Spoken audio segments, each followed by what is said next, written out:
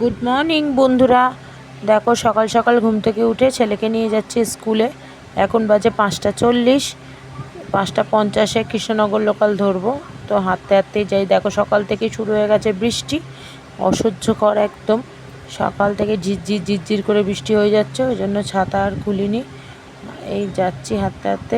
ছেলের বন্ধু ফোন করেছে, বন্ধুর মা, ওরা দাঁড়িয়ে আছে, দেখতে পাচ্ছ ওরা দাঁড়িয়ে আছে। ওরা রোজই এসে দাঁড়িয়ে থাকে। তো সবাই 4জন মিলেই রোজ স্কুলে যাই।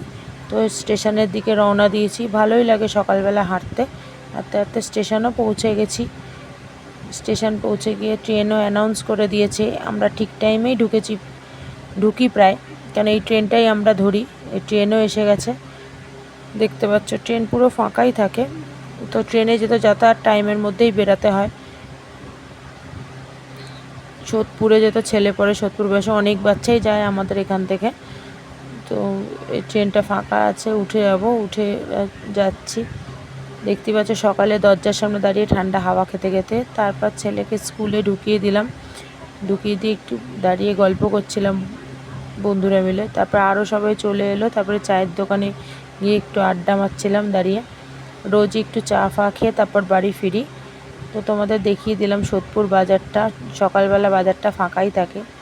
দেখো বাজারের সামনেই আমরা দাঁড়িয়ে থাকি। মোটামুটি বাজার বসেও গেছে। তারপর বলতে বলতে চাও দিয়ে দিয়েছে, এসে গেছে আমাদের।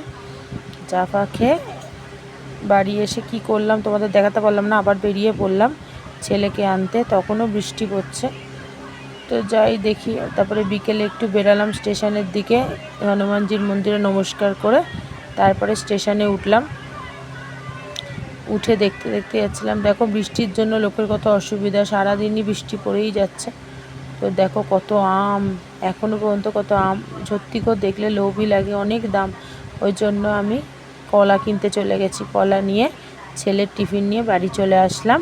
তো ভিডিওটা কেমন লাগলো তোমরা প্লিজ বলো, কমেন্টে জানিও।